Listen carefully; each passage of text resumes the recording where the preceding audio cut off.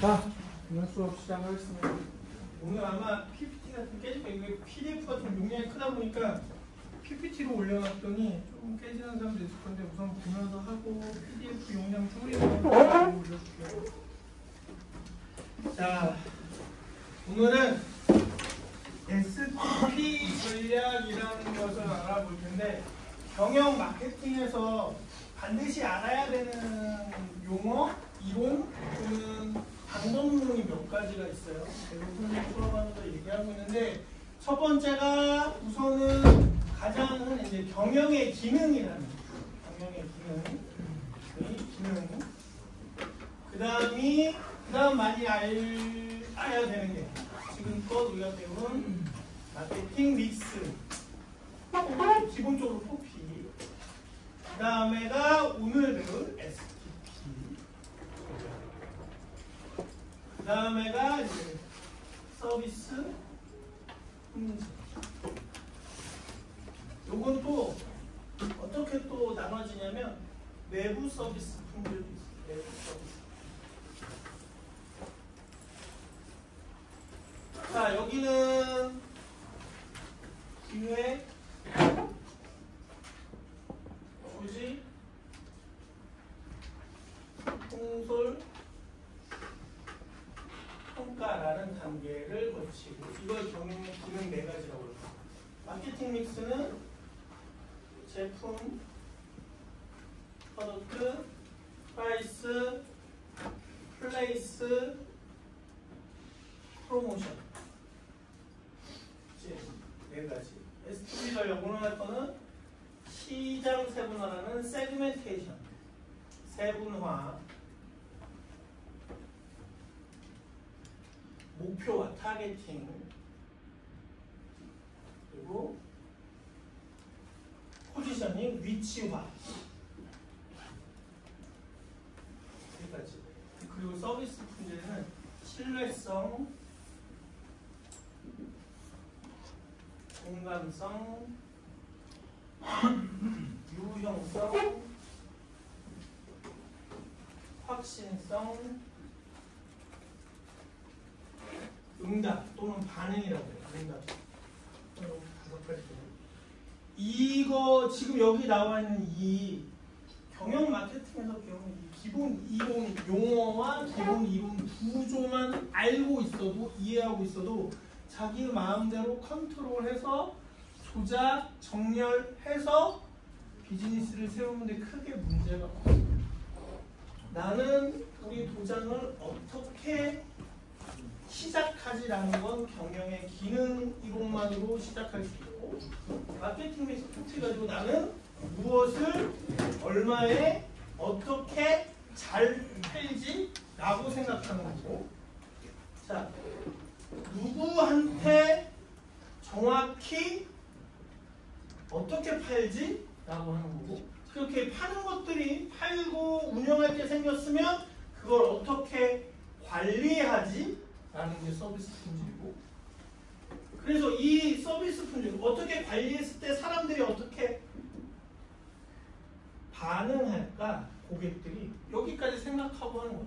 되게 간단해요. 사실 이론이 막 이렇게 널브러져 있으니까 어려운 것 같지만 사실 명확해. 결국에는 육하 원칙에 따라서 만드는 거예요. 누가 언제 어디서 무엇을 어떻게 팔까? 그래서 얼마나 벌까? 이 얘기를 구조화시킨 게 지금 여기 나오는 용어들이에요. 그 중에서도 오늘은 STP 전략에 대해서 알아볼 거예요. 자, 원래는 경영학을 마케팅학을 배운다 그러면 STP 먼저 배웁니다. 근데 선생님 거꾸로 가르쳐. 왜? 여기에서 나오는 용어들을 한번 쭉 읽고 나면 듣고 나면 STP 전략에서 나오는 조금 어려운 용어들도 생각보다 이해하기 쉬워집니다. 순서는 어떤 게 먼저다? 이게 먼저예요. 1, 2, 3, 4입니다. 기본적으로 원래 그래요. 경영학이나 마케팅을 배울 때 기본적으로 배우는 순서는 원래 학습해야 되는 순서는 경영의 기능, STP 전략, 그 다음에 마케팅 믹스, 그 다음에 서비스 품질. 그런데 선생님은 이 태권도장 경영에서는 요거 2개를 순서를 바꾸어서 가르쳐. 왜? 여러분들이 여기서 마케팅 믹스에서 배우는 용어들은 그리고 이 안에 들어갔을 때 태권도장의 제품 뭐지? 태권도장의 가격은 어떻게 결정할까? 이런 것들에서 얘기하는 용어들이나 내용들이 여러분들이 이해하기 쉽고 이걸 알고 나면 여기서 쓰이는 용어들을 알고 나면 그 다음 여기가 조금 더 단어가 좀 생소하죠. 태권도장의 목표라는 게 뭐지? 태권도장의 위치화라는 게 뭐지? 태권도장 경영에서 시장 세분화라는 게 뭐지? 조금 어려운 풋이 되게 이해가 안 되잖아요. 그래서 요거 먼저 배우면서 용어들이라던가 여러 가지 내용들을 한번 하고 나면 여기가 이해하기 쉬워요. 그래서 선생님이 일부러 거꾸로 가르치고 반드시 여러분들이 비즈니스 할 때는 순서를 바꿔서 적용해야 된다라고 얘기를 합니다. 자, 오늘 그럼 수업 STP에 대해서 알아봅시다. STP 지금 설명을 간단히 하면서 했지만 결국에 시장 세분화는 영어로 세그멘테이션이라고 부르고요. 목표화는 타겟팅, 그리고 위치화는 포지셔닝. 그럼 결국에 이것도 마케팅 믹스랑 똑같이 어떻게 정립한 이론이에요? 영어로 된 용어의 앞자, 이니셜을 따서 붙인 거예요. STP 전략이라고. 하나씩 보겠습니다. 자, 시장 세분화 첫 번째. 자, 이 STP 전략에서 반드시 순서를 지켜야 돼요. 순서를. 세분화. 누구한테 팔지 알아내기 위해서 나의 잠재적 고객군을 쪼개보거나 아니면 내가 누구한테 팔지를 알아내기 위해서 내가 위치한 곳 또는 내가 생산하는 곳, 내가 유통하는 곳에 잠재적 고객군의 집단을 한번 나눠보는 단계. 두 가지로 구분돼요. 시장 세분화는 첫 번째는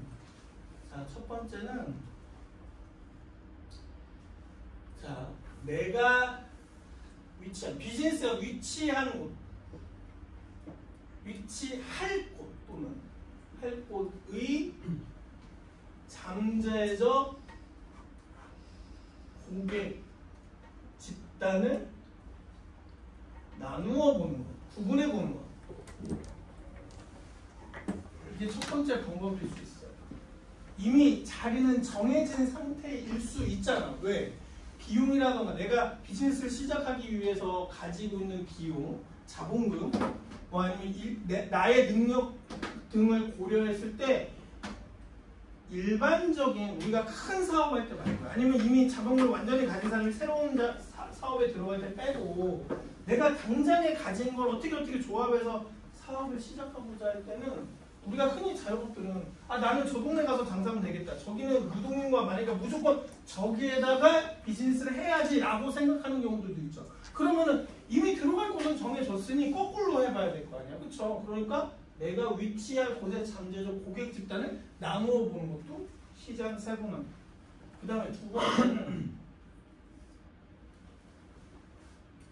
내가 파는 물건, 즉 제품이겠죠. 물건의 잠재적 고객.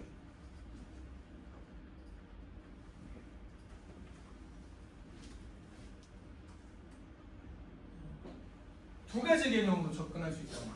이건 선택의 나름이겠죠. 내가 이미 내 자본금 가지고 들어갈 수 있는 상가는 저기야. 저 올림픽 상가야. 그럼 정해져 있잖아. 잠실 저기 건너편에 지금 아파트 새로 생겼는데 너무 상가가 비싸서 못 가. 근데 내가 가진 돈이 울산 갈 수 있을 것 같아. 그럼 울산에 가는 건 정해졌어. 그리고 나서 주변 지역의 잠재적 고객 집단을 나누어 보는 것도 세분화인 거죠. 아니면 나는 태권도를 할 거니까 태권도가 누구한테 잘 팔리지라는 걸 분석해보는 거야. 그건 이번에 속하겠죠. 우리가 일반적으로 소규모 사업을 할 때는 이 두 가지에서 시작을 할 거예요. 이미 나의 역량은 정해져 있다고 생각하는 거나 아니면 유행하는 걸 나는 무조건 장사해야지라는 걸 생각하고 하는 거예요. 그래서 이 두 가지 내에서 세분화를 하게 되는데 태권도장은 당연히 이 두 가지에서 선택의 기로에 설 것 같아요. 태권도장 하시는 분들은. 자, 그러면 둘 다 시장 세분화가 없어. 그러면 이걸 어떻게 하느냐? 그 방법이 이렇게 네 가지입니다. 대표적으로 지리적 세분화, 인구 통계학적 세분화, 심리적 세분화, 행동적 세분화.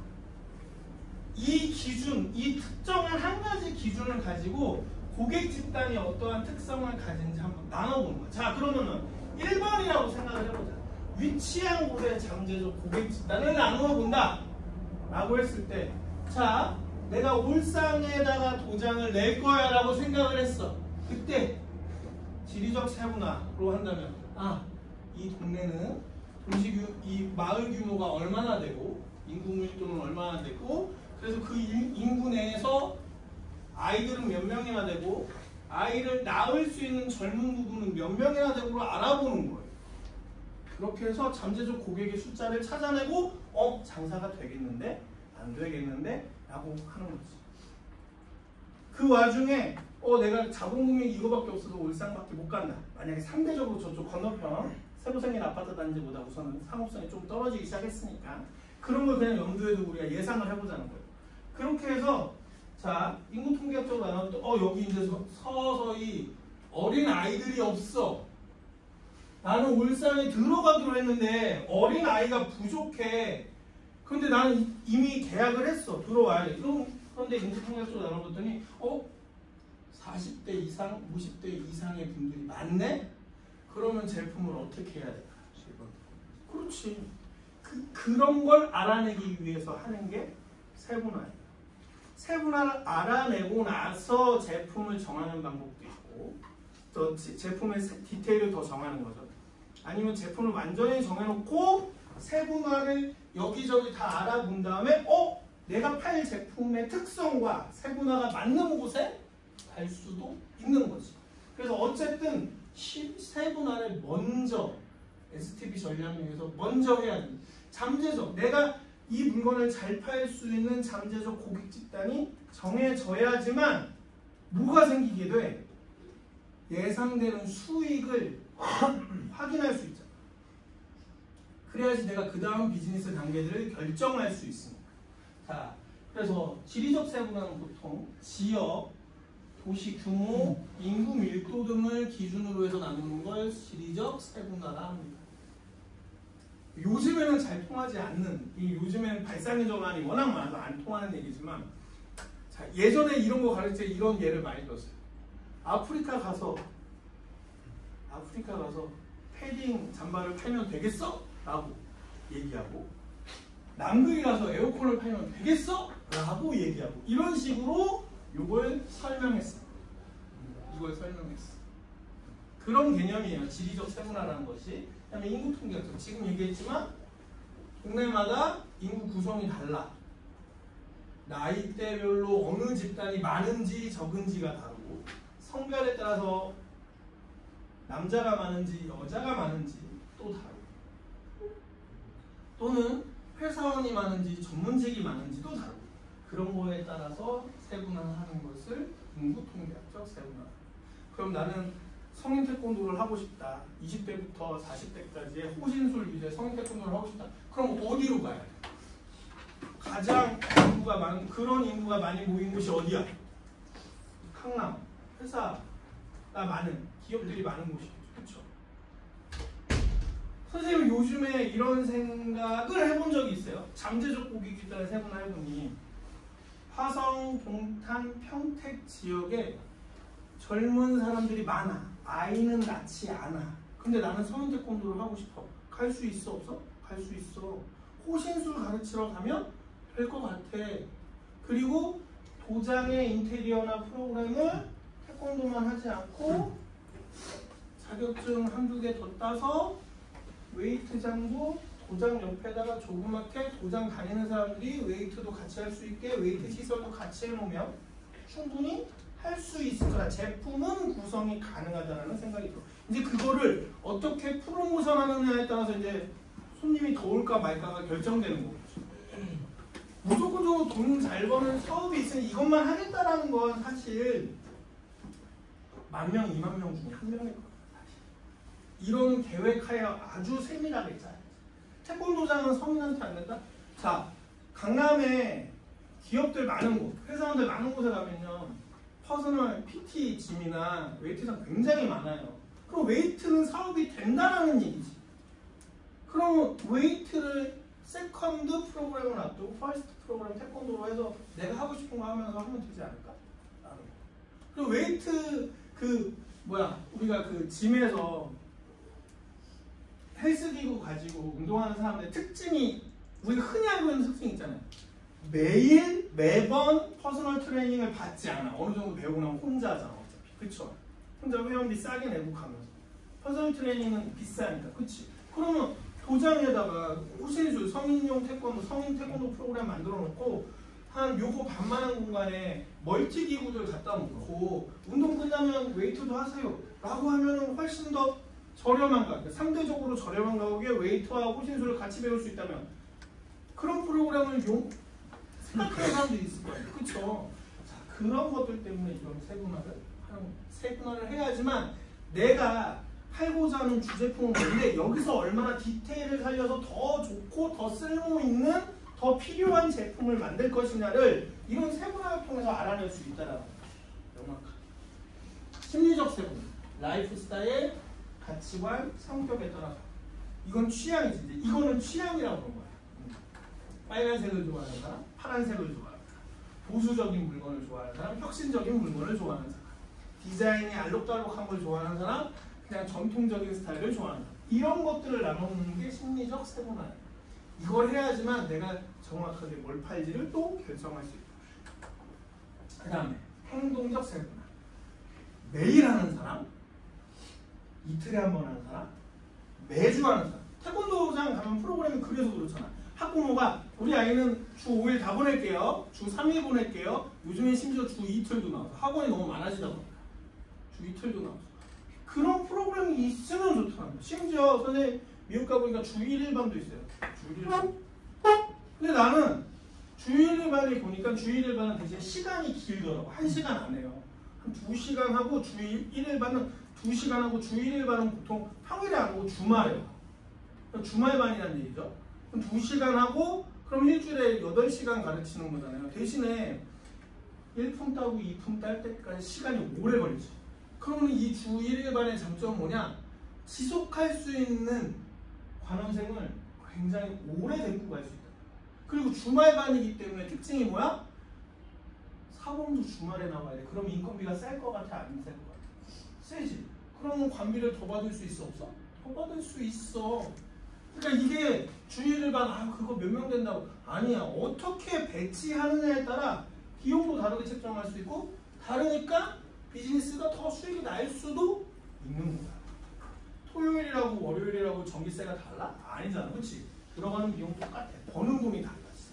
그런 걸 확인하기 위해서 그래서 어떤 게 더 유용한 것인지 집단인지 나의 잠재적 고객 집단 중에 내가 팔 수 있는 물건이 먹히는 잘 팔릴 수 있는 잠재적 집단이 정확하게 어디지? 누구지? 그걸 알아내기 위해서 하는 게 바로 이 세그멘테이션. 태권도장 비즈니스는 그동안 딱 한 가지 세그먼트만 알고 갔어요. 초등학생,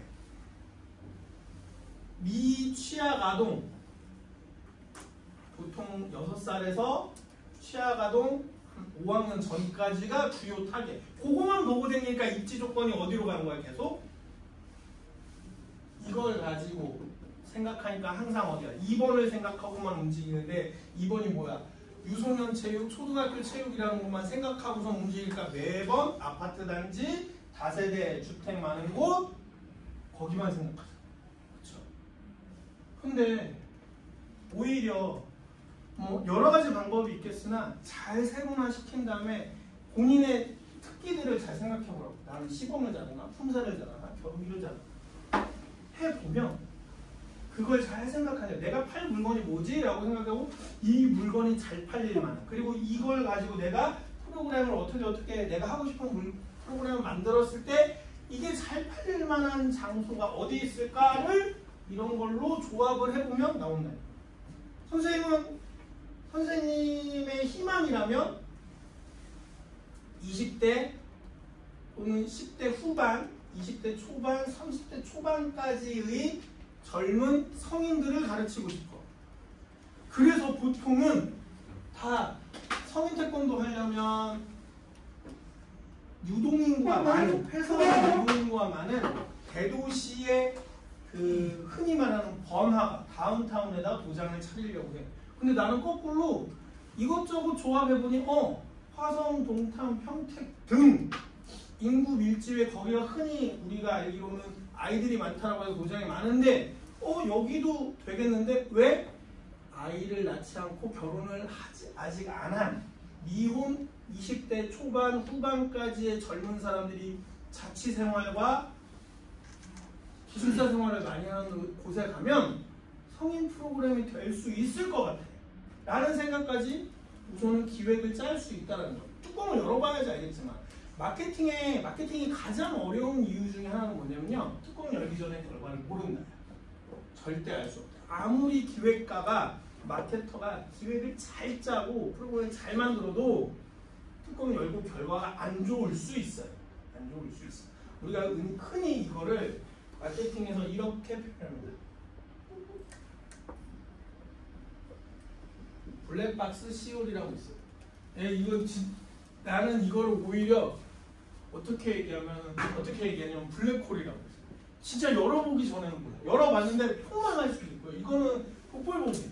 그래서 마케팅은 항상 복불복이어서 이 블랙박스 이론이라는 게 존재해요. 아까 얘기했던 이런 이론들 다 잡아먹어. 싹 다. 열어보기 전에는 알 수가 없거든. 왜? 요즘 같은 때 이런 이론들을 다 적용을 해서 도장을 차렸는데 안 돼. 뭐 때문에? 경기가 안 좋아서. 끝. 그쵸? 어쩔 수 없죠. 마케팅의 한계는 분명히 존재하지만 선생님이 여러분들 수업하기 전에 수업할 때마다 얘기하는 거지만 경영학과 마케팅을 장사하는 사람들, 비즈니스하는 사람들, 교육 사업하는 사람들이 왜 배워야 되느냐? 토끼를 10번 찍어서 나무를 쓰러뜨리느니 한 번 찍어서 쓰러뜨릴 수 있으면 어쨌든 좋은 거잖아. 그쵸?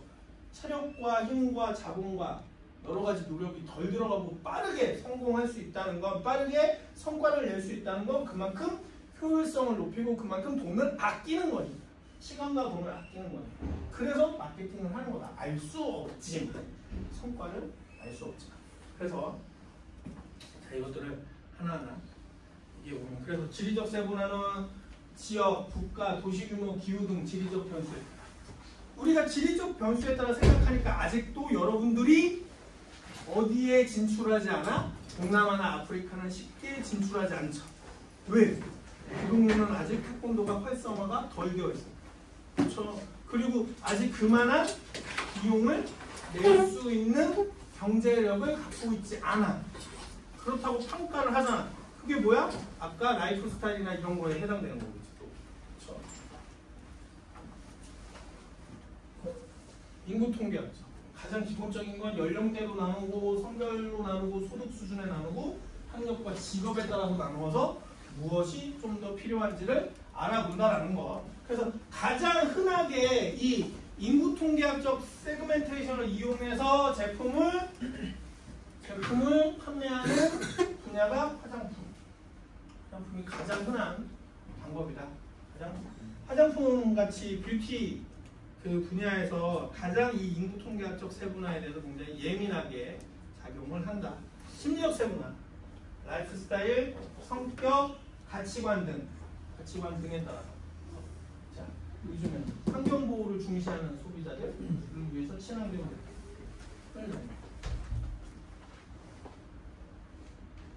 우리나라 자동차 회사들이 왜 전기차를 열심히 만들었어? 분명히 숫자로, 판매되는 숫자를 보면 적어. 그래서 수익 내는 게 힘들어. 하지만 내는 이유는 계속해서 그걸 원하는 사람들이, 소비자가 있으니까 내는 거예요. 안 내면 그걸 전기자동차를 원하는 사람들은 다른 브랜드 가서 살 거 아니야. 그쵸? 있으니까 파는 거야. 여러분들이 성인 태권도는 그래도 유아체육보다는 덜 장사가 되는데, 그런데도 불구하고 성인 태권도에서 비즈니스 잘 하시는 분들이 있죠. 그 요구하는 사람들이 있으니까. 그렇죠? 요구하는 사람들이 있으니까. 분명히 심리적 세분화라 부른다, 이런 걸. 자, 그 다음에 행동적, 심리적 말고 행동적. 제품의 사용 행동. 얼마나 자주 어떻게 사용하는지, 또는 충성도. 브랜드의 충성도도 행동에, 소비자 행동에 들어가요. 그러니까 뭐 꼭 예를 들자면, 굳이 예를 들자면, 선생님은 웬만해서 운동화는 나이키 거만 신어. 다른 브랜드 잘 안 가. 그렇게 충성도 있는 사람들한테 어떻게 해줄 거냐 라는 거. 그냥 구매 동기. 제품을 구매하는 이유에 따라서도 또 달라질 수 있어. 똑같은 화장품을 사지만 피부를 보호하기 위해서 사는 사람과 이쁘게 보이기 위해서 사는 사람이 이유가 다르죠. 그러면 이쁘게 보이려고 하는 사람들한테 팔아야 되는 화장품, 피부를 보호하려고 화장품 사는 사람들에 대해서 판매하려고 하는 제품은 또 달라야겠지. 태권도를 그냥 모든 아이가 초등학교 때 하니까 우리 아이도 보낼게요 라고 하는 부모한테 할 때의 프로그램과 나는 태권도를 해서 선수가 될 거예요 라고 하는 아이한테 가르쳐야 되는 태권도는 당연히 달라지잖아. 그쵸? 구매 동기도 분명히 프로그램을, 제품을 다르게 만들게 만든다. 혜택 추구. 마찬가지. 구매 동기 때문에 혜택 추구가 있는 거야. 그쵸? 그래서 소비자가 제품에서 원하는 혜택도 이걸 좀 더 디테일하게 하면 도장에서 어떤 도장, A라는 도장, B 도장이 있어. A 도장은 석 달 끊으면 10% 할인. B 도장은 석 달 등록하면 20% 할인. 그럼 어디 가겠어? 할인만 원해. 여기 가겠지. 그쵸? 그게 바로 혜택 추구에 따라서 집단을 하는 거야. 혜택 추구에 따라서. 이거를 굉장히 그 이면을 보면 안 좋게 활용하는 예들도 있어요. 그냥 경제력 이렇게까지 나누는 거야. 월 소득 얼마에 속하는 소비자들은 이 제품을 어떻게 소비할까? 이 사람들한테는 조금 저렴하게 품질이 안 좋게 만들되 할인이나 개수를 늘려줘서 많이 소비하게 한다. 그런 방법도 쓸 수 있어요. 충분히 저렴하게 만들어서 많이 팔리게 만드는 그런 방법도 충분히 쓸 수 있습니다. 이런 걸 생각하면. 자, 그래서 이거 이렇게 나누는 거에 세분화하는데 태권도장 한번 이 세분화의 원리를 한번 선생님이 지금껏 말로 설명했는데 그걸 한번 적용해보세요. 자, 그래서 유아 초등학생들은 체력 증진, 예절 교육, 정서 발달이라는 걸 강조해서 유아 초등학생 전문 태권도장을 만들 수도 있을 거고요. 그렇죠? 또는 중고등학생 스트레스 해소시켜줄게, 체력 관리도 해줄게, 자기 방어, 호신술 가르쳐줄게 해서 프로그램 따로 만들 수 있어. 그렇죠? 그 다음에 성인 직장인 건강관리, 다이어트, 취미활동에 태권도가 좋습니다 라고도 할 수 있을 거고, 그 다음에 여성 고객 중에는 호신술, 다이어트, 유연성 이렇게 얘기할 수 있습니다. 어떤 사람들한테 팔지, 어떤 집단한테 팔지 나누는 게 뭐다? 내 거를 사갈 수 있는 잠재적 고객 집단을 구분하는 방법, 집단을 구분하는 게 뭐다? 세분화. 이걸 먼저 해야지 어떤 프로그램을 팔지, 어떤 제품을 팔지 결정되는 거야. 아니면 결정해놓고 고객에 잘 먹힐 수 있는 집단을 찾아내는 것. 자, 그래서 태권도장 전체 지역 주민을 상대하기보다는 특정한 연령층이나 성향, 교육 목적을 가진 집단으로 세분화하면 좀 더 집중적으로 프로그램을 고급화해서 굉장히 비싼 값에 팔 수 있지 않을까? 우리가 볼멘 소리를 많이 합니다. 태권도 비즈니스 하시는 분들이 다른 종목에 비해서 너무 저렴하고 요즘 웬만한 학원 30만 원 안 넘는 데 없어요. 주 3일반.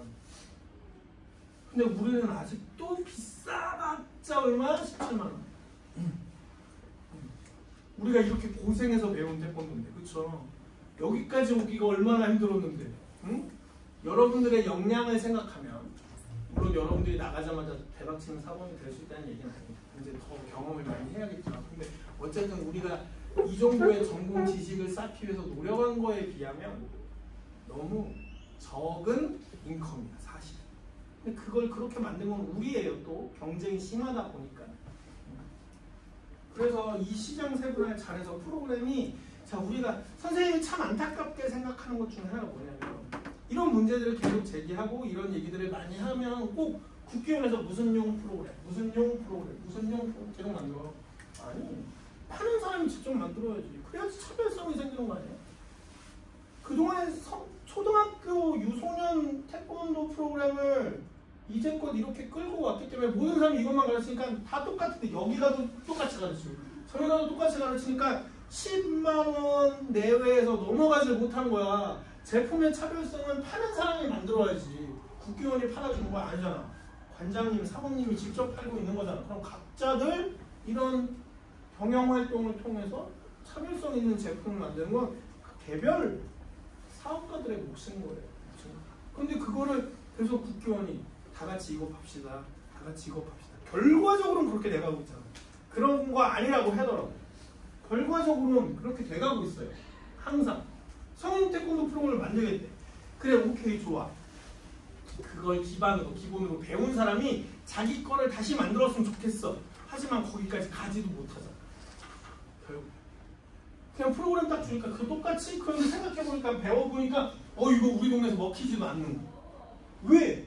세그멘테이션이 그 동네마다 정해져 있어요. 잘 팔릴 만한데. 성인 태권도 2만 명의 사범이 3만 명의 사범이 다 배운다고 자기네 도장 돌아가서 다 적용할 수 있어? 아니? 동네에 성인이 없으면 어떡해? 그걸 배우고자 하는 성인이 별로 없으면 어떡할 건데?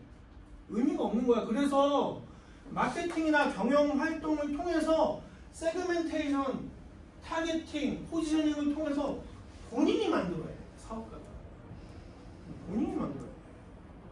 본인이 만들어야 돼. 근데 그걸 국기원이 성인 태권도 프로그램 만들었습니다. 와서 보세요. 배웠어. 갔더니 우리 동네에는 태권도 할 성인이 없네. 어떻게 뭐? 그렇지. 아무 의미 없는 거 아니야? 뭐 국기원의 교본용으로는 좋지. 성인들은 이렇게 가르치세요. 하지만 그거를 그대로 적용하는 건 도장의 개별 도장마다의 다른 문제다. 그거는 한번 우리가 이해할 수 있어요. 그래, 그걸 이해하지 않고 또 반대로 사범님들이 국기원이 만들어준 거 아무 쓸모 없더라 이렇게 얘기해도 안 되는 거야.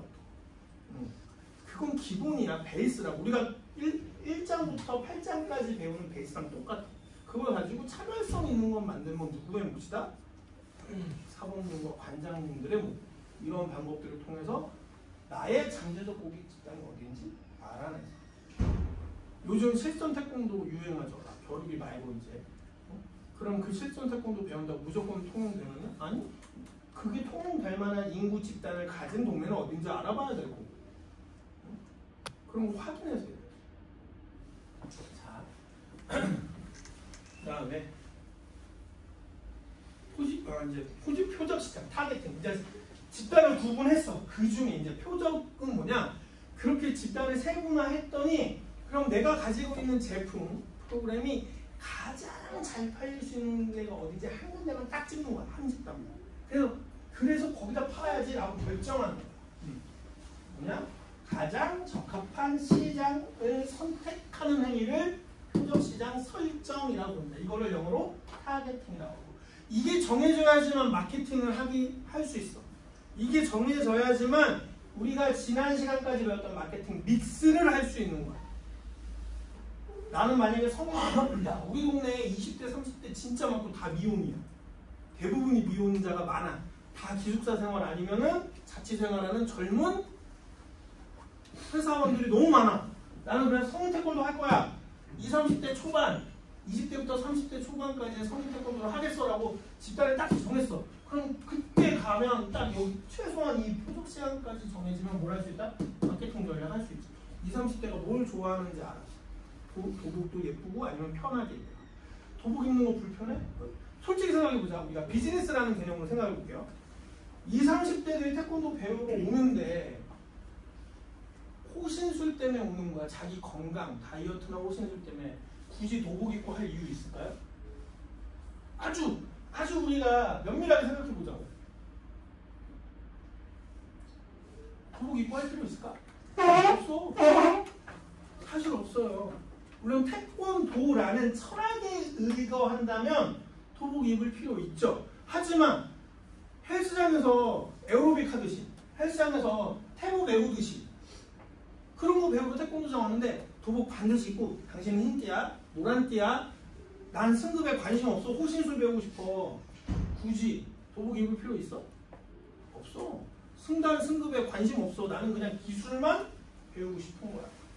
물론 그걸 이용해서 또 다른 프로그램을 만들 수 있어. 승급, 승단을 통해서 스스로 성취감을 느끼고 그래서 더 오래 할 수 있도록 그건 또 다른 문제야. 그건 또 다른 문제야. 그 사람이 1년, 2년, 3년, 4년, 10년 동안 태권도만 배울 거라면 어떻게 장담해? 소비자일 뿐인데.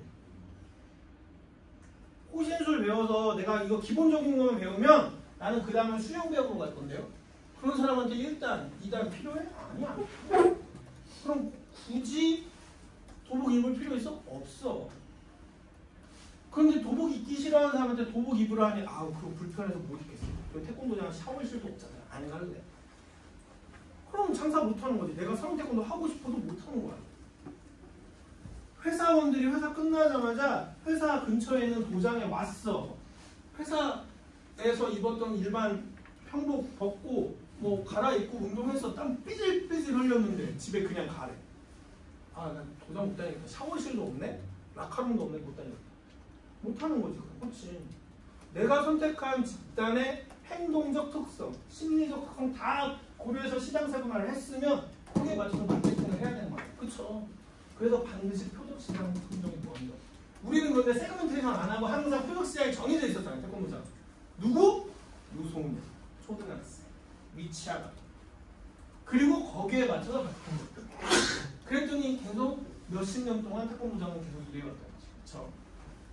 자, 이런 걸 정하는 게 표적시장인데, 자, 그래서 이 표적시장을 정하고 나면 마케팅 전략이 바뀐다고 그랬어요.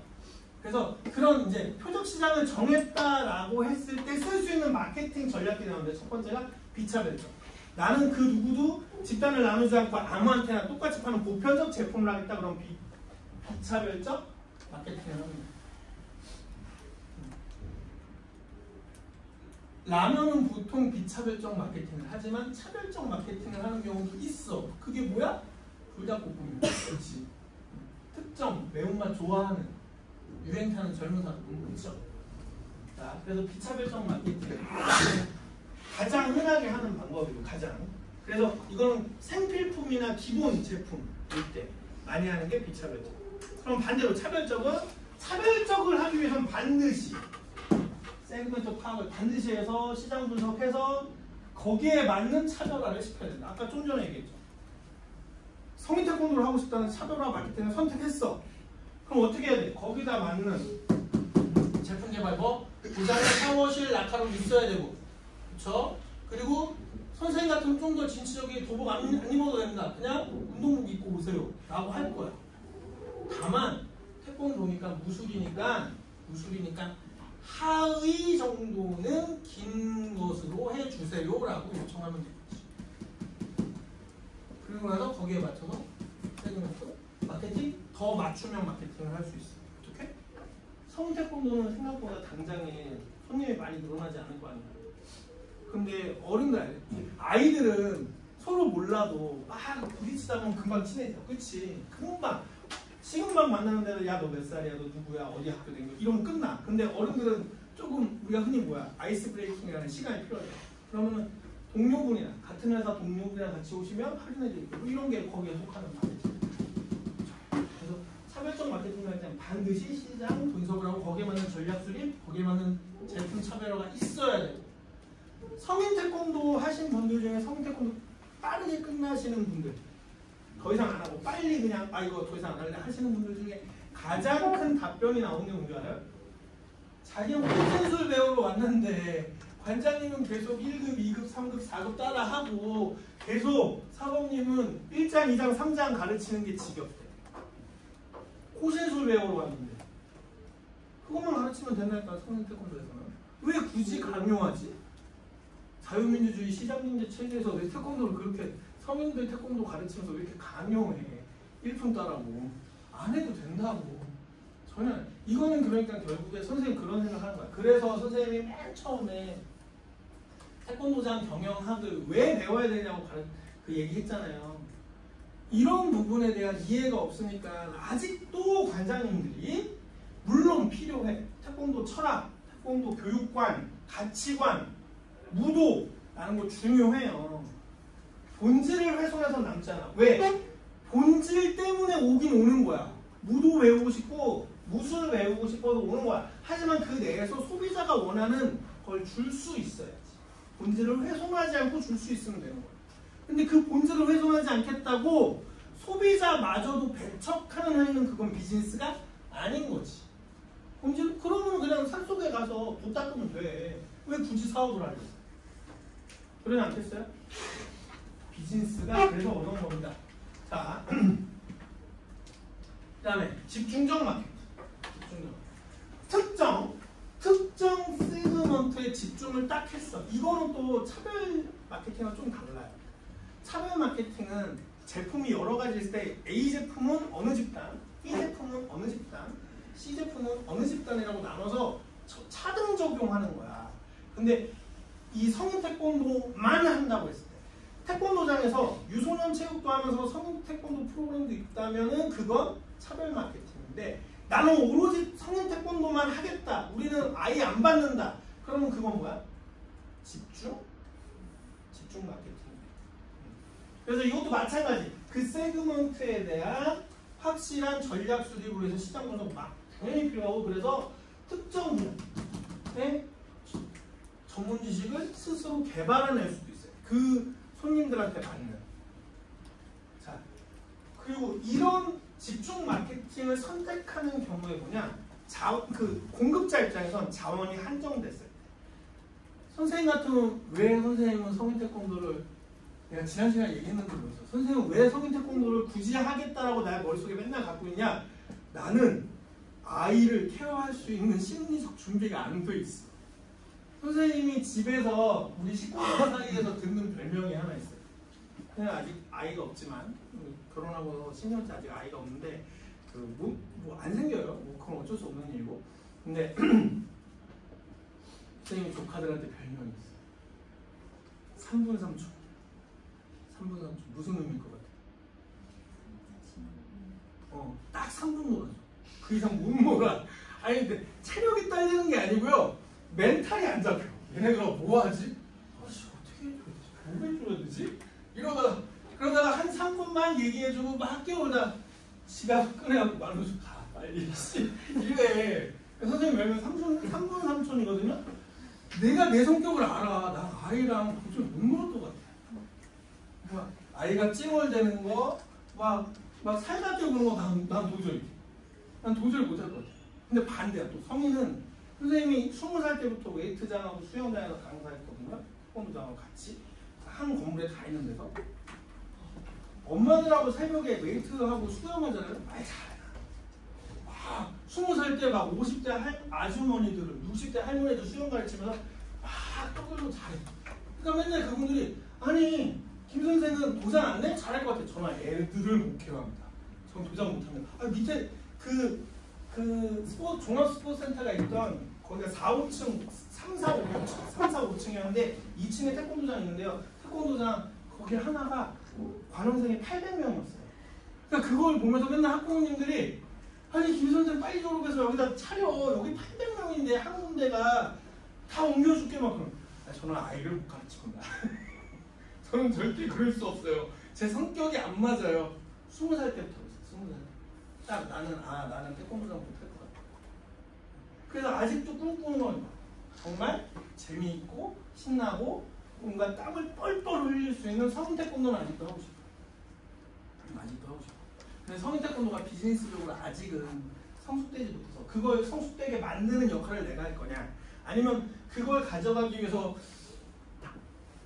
유소년 태권도를 서브로 놔두고 그러니까 우리가 흔히 마케팅에서 그걸 뭐라고 하느냐 캐시카우라는 용어가 있어요. 캐시카우. 그게 뭐냐 제품을 여러 가지 파는데 반드시 돈을 쓸어 담는 제품군이 하나 있어야 되고 내가 하고 싶은 걸 이 분야의 발전을 위해서 아니면 퀄리티 높고 럭셔리한 제품 따로 만드는데 거기서 마진이 안 생겨. 대신에 내가 항상 새로운 제품을 개발하고자 하기 위해서 항상 자본금을 끌어당길 수 있는 메인 스트림이 하나 있어요. 그걸 캐시카우라고 부르거든요. 그래서 유아체육을 유아 태권도를 하면서 하고 싶은 성인 태권도 따로 해야 되나? 같이 해야 되나? 이건 고민을 아직도 많이 하고 있는데 겁이 나. 아직도. 그러니까 내가 망할 거다라는 겁이 아니고요. 진짜 아이들 진짜 여기 이렇게 두 명만 초등학생 있으면 난 못하겠어. 뭐. 아무것도 못하겠어. 그 내 선생님 성향이라 그렇지. 그래서 태권도장을 못해요. 지금도 주변에 많은 분들이 선생님 보고 도장 비즈니스 같이 하자고. 선생님 이런 거 많이 하니까 도장 비즈니스 같이 하자고 하는데 저는 아이들에 대한 프로그램은 제가 뭘 어떻게 할지 하나도 모르겠어요. 전혀 모르겠어요. 그러니까 기술적으로는 알지. 어떤 프로그램을 해야 된다, 어떻게 가르쳐야 된다, 기술적으로는 아는데 이걸 얼마나 감성적으로 접근해서 이 제품을 더 좋게 보이게 만들지라는 것 결국에 현장에서 가르치는 사람들이 직접 할 수 있게 내가 도와줘야 되는데 기본적인 거 베이스는 할 수 있으나 그 디테일을 내가 감성적으로 못 받아들이니까 잘 못 만들어요. 그래서 저는 유아체육에는 전혀 관심이 없어요. 제 성향이 그런 성향이 못 돼서요, 안 돼서요 라고 얘기를 해요. 자, 그래서 집중적 마케팅은 이러한 특징을 가진다. 다만 봐봐, 서민태권도 월급쟁이들이 오는 거야, 쉽게 얘기해서. 근데 경기가 안 좋아, 월급 나가는 거 줄여야 돼. 그럼 당연히 확 그만둘 수 있잖아. 그렇지. 시장 변화에 따른. 아까 비차별적 마케팅하고 다른 부분이. 자, 엊그저께인가 뉴스에 하나 나오더라고요. 자, 지금 여러분들 이제 비즈니스 생각할 때는 여러분들 나이에도 뉴스에 좀 민감해. 요즘 뉴스에 나온 거 보면 미국이 관세를 어마무시하게 때려서 수출 안 될 것 같아요. 큰일 났어요라고 해. 그래갖고 제일 걱정하던 게 뭐였냐면, 자, 불닭볶음밥 엄청나게 팔거든. 세계 1위야. 신라면도 아니에요. 그쵸? 세계 1위 불닭볶음면 미국에다 어떻게 팔아? 큰일 났겠는데? 그랬더니 자기네들은 관계가 없대. 분석을 해보니까. 어차피 가격이 크지 않고 한 계단 가격이 크지 않고 그래서 관세를 올려도 크게 손해보지 않는다라고 분석을 하고 있더라고요. 그런 걸 고려할 수 있어요. 시장 상황. 성인들을 대상한다는 게 특히나 보편적인 경제 수준을 가진 성인들을 상대한다는 게 그런 게 힘들어요. 미국에 가보면, 미국의 도장들 가보면요, 부자 동네에서 요가 센터나 무술 센터 같은 거 하고 계신 분들 보면요, 경제 상황이랑 전혀 관계없이 잘 돼요. 대신에 더 늘지도 않고 더 줄지도 않아요. 그런데 이제 보편적인 태권도장을 하시는 분들은 새로운 신도시가 우리랑 똑같아요. 신도시가 개발했는데 그럼 바로 이관되고 상관되고 바로 옮겨다니고. 왜? 신도시가 생기면 원래 구도심은 다시 쪼그라들거든. 인구가 급격하게 늘어나는 게 아니잖아. 어디 있던 인구가 옮겨오는 거잖아. 그렇죠? 기본적으로 인구는 옮겨오는 거지. 갑자기 폭발적으로 내년, 내후년, 2년 만에 갑자기 10,000명이었던 데가 10만 명이 되는 게 9만 명이 여기서 온 거지. 그 10,000명이 열심히 출산을 해서 9만 명이 되는 게 아니잖아. 그렇죠? 집중적 마케팅은 이러한 특징을 가진다. 자, 그럼 맞춤형. 자, 그 와중에 다 세그멘테이션도 정하고 잘 팔고 있는데 더 잘 팔고 싶은 상황들이 있는 집단들한테는 그 사람들이 원하는 것만 콕콕콕콕 집어서 마케팅을 하는 거. 그게 맞춤형 마케팅. 이런 경우들이 뭐겠어요? 식당으로 치면은 뭐 한 테이블 식당 같은 거. 그런 데들은 맞춤형 마케팅 하는 거죠. 그렇죠? 그때 오시는 분들이 무슨 이유로 여기 식당을 예약했는지, 오늘 오시는 손님이 연령대가 어떻게 되는지 그때 달라지는 거죠. 그걸 원하니까 한 테이블 식당 가는 거죠. 그렇죠? 그걸 원하니까. 그래서 맞춤형 고객별 맞춤 추천을 제공하는, 뭐 넷플릭스도 대량 생산인데도 맞춤형 가능해요. 넷플릭스 같은 경우 알고리즘 뜨잖아. 유튜브도 마찬가지고. 그렇죠?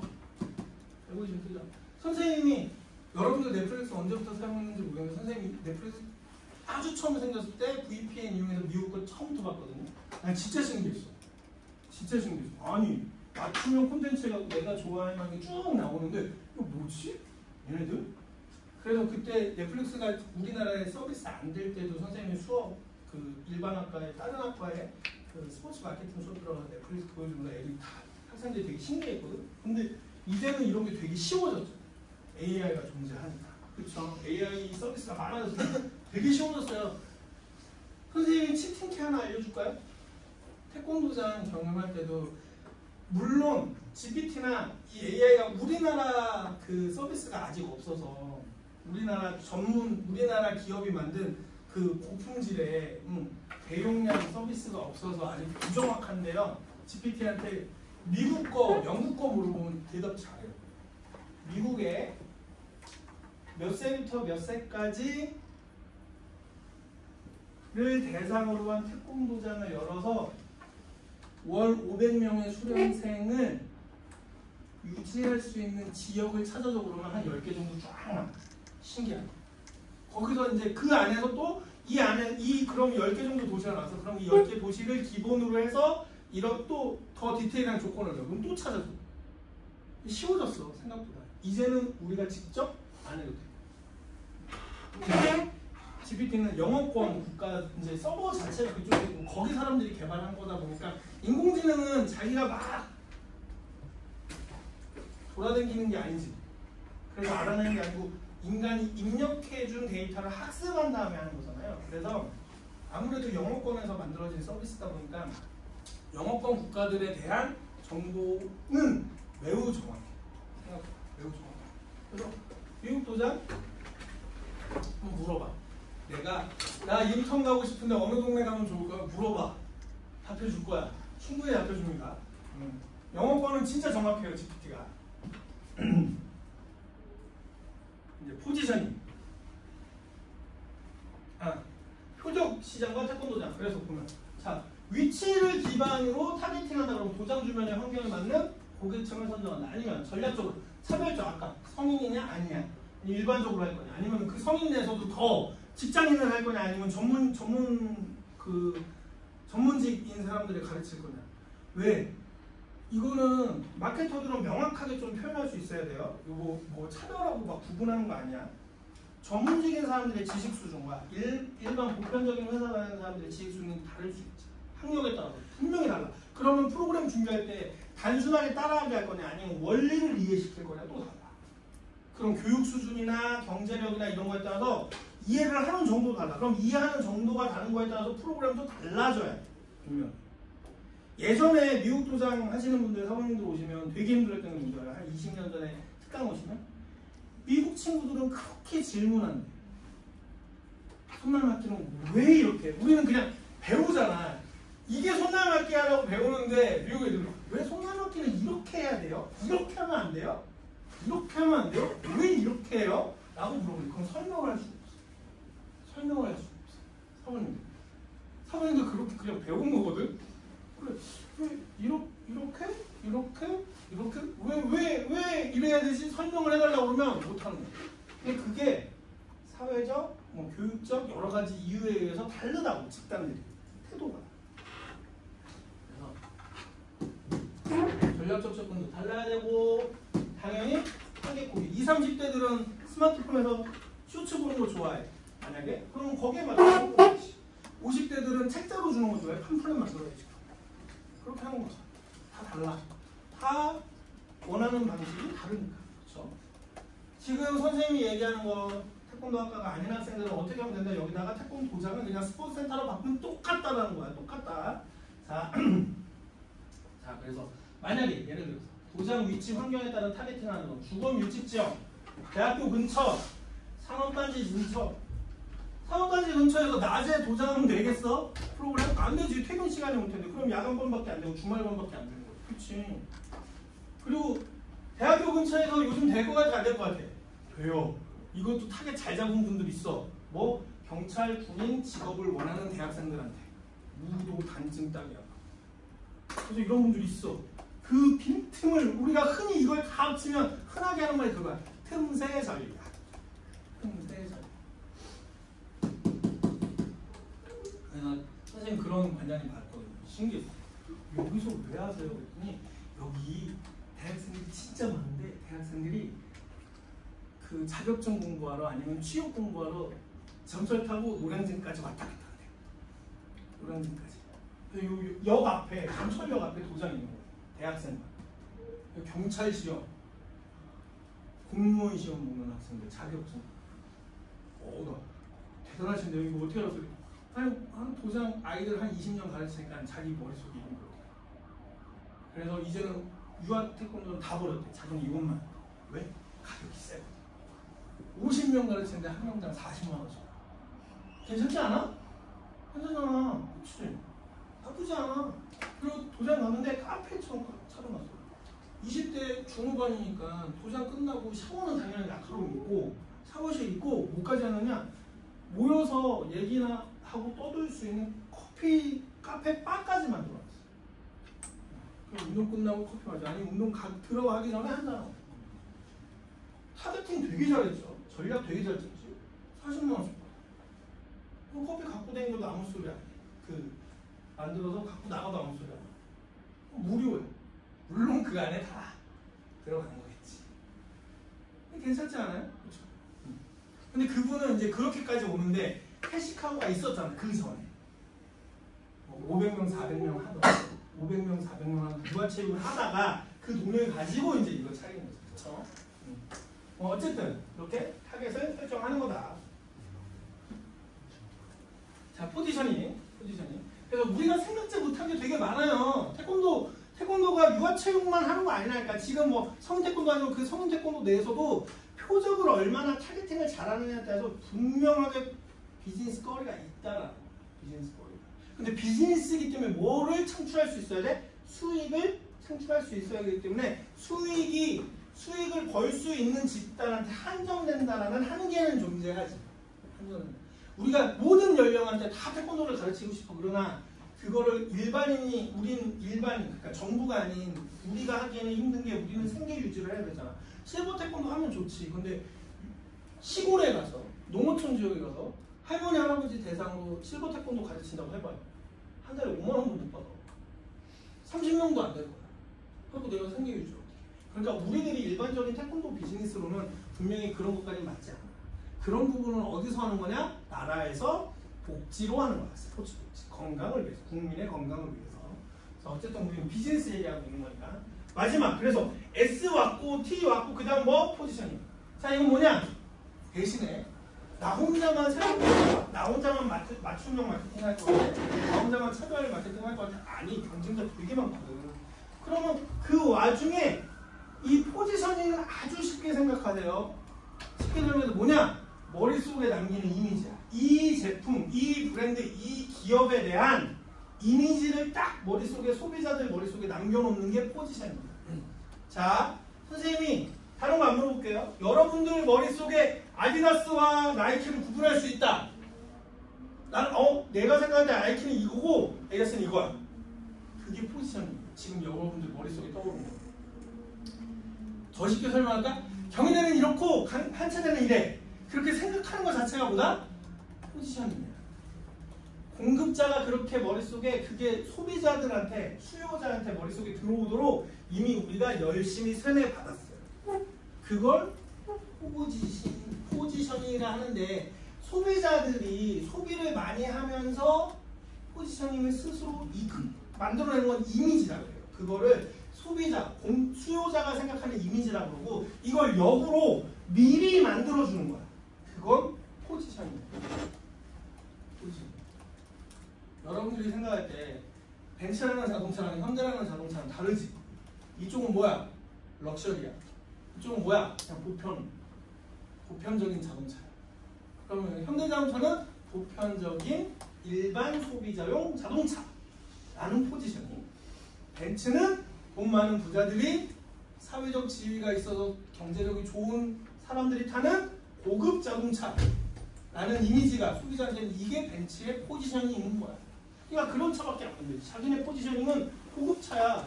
그러니 조그만 차 안 만들지. 큰 차. 조그만 차를 만들어도 굉장히 인테리어나 자재, 재료를 비싼 걸 써서 고급스럽게 만들죠. 어쨌든 그게 포지셔닝이에요.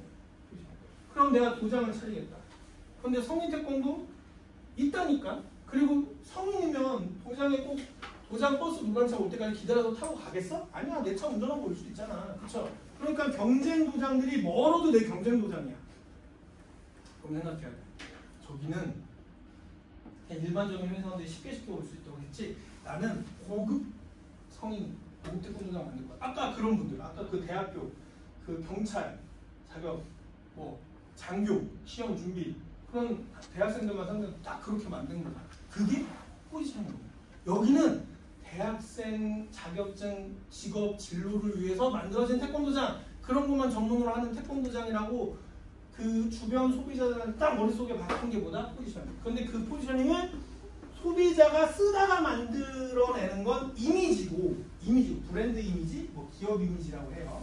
그런데 거꾸로 애초에 STP 전략에서 기업이 이 제품은, 이 프로그램은, 이 회사는 이렇게 머릿속에 각인되게 우리가 할 거야. 그래서 이렇게 이미지를 심어줄 거야 라고 하는 작업은 우리가 공급자 입장에서 포지셔닝이라고 부른다.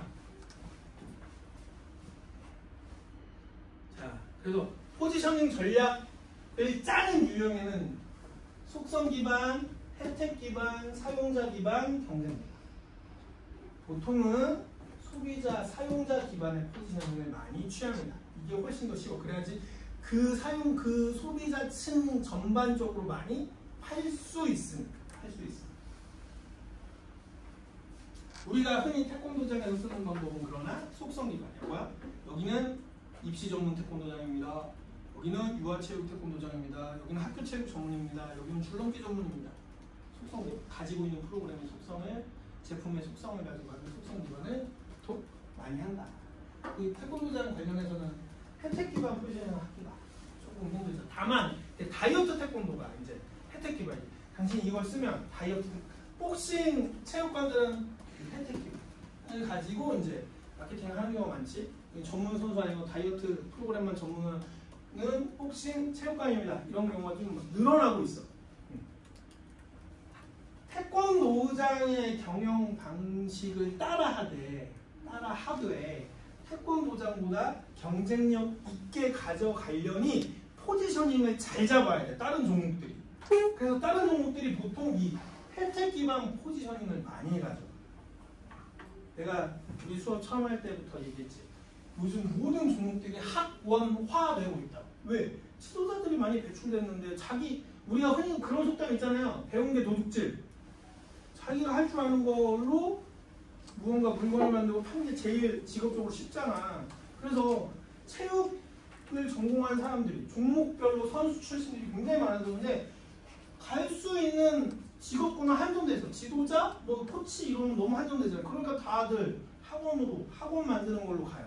그렇게 프로그램을 만들고 있어. 사격, 체조, 뭐 승마 등등 여타 모든 종목들이 다 그렇게 변하고 있고 발전하고 있어. 그 와중에 강조하는 게 뭐냐? 그럼 엄마들이 그동안에는 계속 태권도장을 많이 보냈단 말이야. 아니면 구기 종목에서 흔한 종목들을 많이 보냈고. 그럼 그것과는 뭐가 다른지를 설명해야지만 올 거 아니야. 그렇죠? 선택할 거 아니야. 다 똑같은데 태권도장 안 보내고 사격 아카데미에 보내야 되는 이유, 태권도장 안 보내고 양궁 아카데미에 보내야 되는 이유, 선수 만들 거 아니고 그냥 운동하러 가는 건데 당연히 혜택을 중심으로 포지셔닝을 만들 수밖에 없어. 그분들이 그걸 알고 하진 않았는데 하다 보니 그렇게 되고 있지. 근데 이걸 하다 보니 그렇게 되는 사람과 알고선 이걸 미리 준비하는 사람하고 분명히 내가 항상 얘기해요. 경영과 마케팅이 별건 아니야. 하다 보면 경험이 늘어나면 잘할 수 있어. 하지만 한 번 찍어서 넘길래, 10번 찍어 넘길래, 100번 찍어 넘길래의 차이라고. 그럼 낭비를 덜 하니까. 그래서 경영과 마케팅은 우리가 이론화시키고 배우는 거다라고 얘기를 합니다. 자, 그래서 포지셔닝 전략은 이렇게 설명한다. 속성 기반, 혜택 기반, 사용자 기반, 경쟁 기반. 그리고 태권도장들끼리는 당연히 경쟁 기반 포지셔닝을 많이 하죠. 옆에 도장은 이게 핵심인데 우리 도장은 이게 핵심이에요. 그러니까 일로 오세요. 똑같은 제품 팔 때 경쟁 기반 포지셔닝을 많이 한다.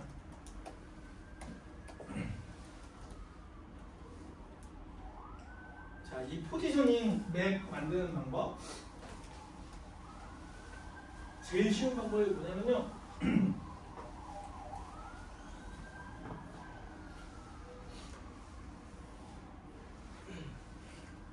여기가 0이고 여기가 플러스고 마이너스 여기 플러스 할 때 가격 뭐 이거 x, y 축 뭐가 중요하진 않아요. 비교만 할 수 있는. 품질이 높고 가격도 높은 제품을 만들 거다. 아니면 품질은 높되 가격은 낮은 제품을 만들 거다. 가격도 낮고 품질이 낮은 제품, 아니면 가격은 높은데 품질은 낮은 제품. 아까 물어봤어요. 제품 포지셔닝에 공급자 중심의 포지셔닝이 있지만 기본적으로 소비자들이 만드는 수요자 중심의 포지셔닝이 있는데 수요자가 어디에 이 제품을 기억하게 만들 거야. 기억하게 만들 거야. 아까 자동차를 예를 들었죠. 벤츠는 어디에 써? 벤츠는 이쪽이겠죠. 그렇죠. A, B, C, D라고 해보자. 벤츠는 여기겠지. 현대자동차는 어딜까? 현대자동차는 지금 현재로서는 일반적인 현대자동차는 이쪽에 가려고 노력하고 있죠. 최대한 여기겠지. 근데 제네시스라는 서브 브랜드를 이용해서 여기까지 넘보고 있죠. 그렇죠? 이런 게 포지셔닝입니다. 포지셔닝을 맵을 만들어서 내가 가진 제품이 가진 프로그램이나 제품이 한 요 정도 가격에 이 정도 품질이면 어디 가지? 라고 생각해 보는 거야. 아니면 이걸 미리 생각해서 결정할 수 있어. 왜 미리 결정해야 될까? 내가 가지고 있는 자원은 한계가 있습니다. 이걸 가지고 만들 수 있는 최상의 제품을 어디다 포지셔닝 시키고 이걸 포지셔닝 했을 때 수익이 어디에 포지셔닝한 게 수익이 제일 많이 날까를 고려하는 거야. 그래서 포지셔닝도 단순하게 수요자가 나중에 생각해주는 이미지에 그냥 기대서 가는 것보다는 내가 적극적으로 STP 전략에 의해서 T까지 했으면 P를 내가 미리 정하는 것도 매우 좋다. 그래야지만 수익을 예상할 수 있어. 수익을 예상할 수 있어.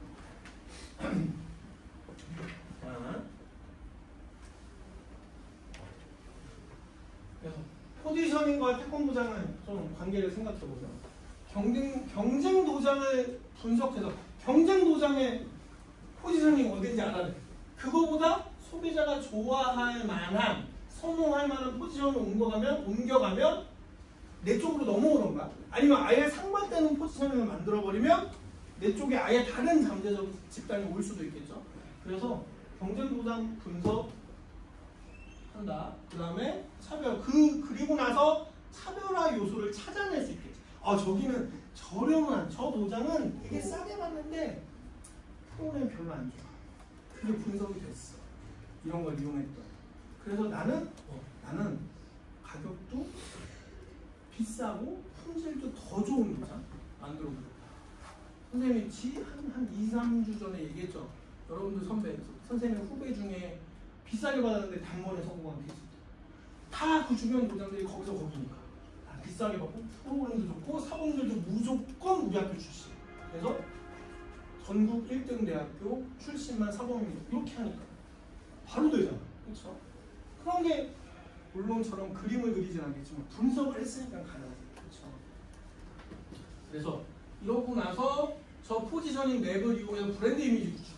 그리고 나면 이제 소비자 집단, 잠재적인 소비자 집단이 확실하게 파악이 되니까 마케팅 커뮤니케이션을 할 수 있는 준비가 되겠죠. 자, 그래서 이걸 통해서 태권도장을 한번 생각해보자. 이런 도장 만들 수 있어요.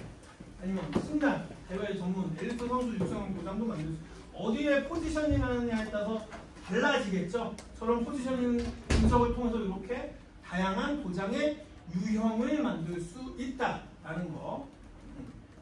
그래서 이 STP 전략 하기 전에 가장 첫 번째는 뭘까? 아까 경영의 기능에서 기획이 되게 중요한데 그 기획을 만들어내는 첫 단추는 공급자의 자원을 확실하게 파악하는 거. 내가 가진 게 뭐지? 내가 외부적으로 끌어들일 수 있는 게 뭐며 내가 현재 가지고 있는 게 뭔지 분석을 잘 해야지만 시작이 됩니다.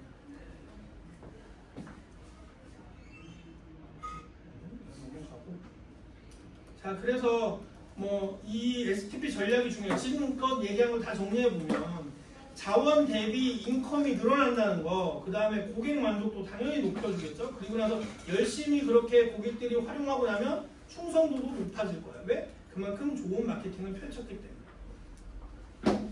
자, 그래서 STP 요소, 세그멘테이션, 세분화, 타겟팅, 목표화, 포지셔닝, 위치화를 이용해서 태권도장은 이렇게 또 할 수 있다라고 선생님이 좀 표로 만들어서 정리를 해놨습니다. 이해됐죠? 오늘 한번 이해 안 된다. 손 들어봐. 이거보다 더 쉽게 설명할 수는 없어. 진짜. 다 이해됐죠? 네. 다음 주 시험 볼 거야. 어떻게 본다? 온라인 시험 예상 문제 선생님이 새 문제 온라인에다가 저녁에 올려놓을 거예요. 공부해서 이 클래스에다 올려놓을 테니 그거 보고 두 문제 알아서도 오픈북으로 뭐 온라인 해도 돼. 다만 학교 이 클래스 기능 중에 표절 검사 기능이 있고요. 그리고 서버 확인 기능이 있어요. PC방에 모여서 같이 하지 말고 똑같은 거 똑같이 쓰지 말고 복붙 안 돼. 그리고 알았지? 스마트폰으로도 할 수 있어. 각자를 알아서 집에서 하든 뭐 딴 데서 하든 모여서 종이 한 장 펼쳐놓고 똑같이 쓰면 다 빵점이야. 알았지? 학교 기능 중에 아주 그런 게 좋아. 참 좋아. 서버 IP도 다 나와. 누가 같이 모여서 했는지 똑같이 떠. 알았지? 그냥 모여서 한 종이 누가 한 명 공부하고 야 이거 다 써. 그러지 말라고. 알았지? 네. 알았어요. 오늘 여기까지 합니다. 네.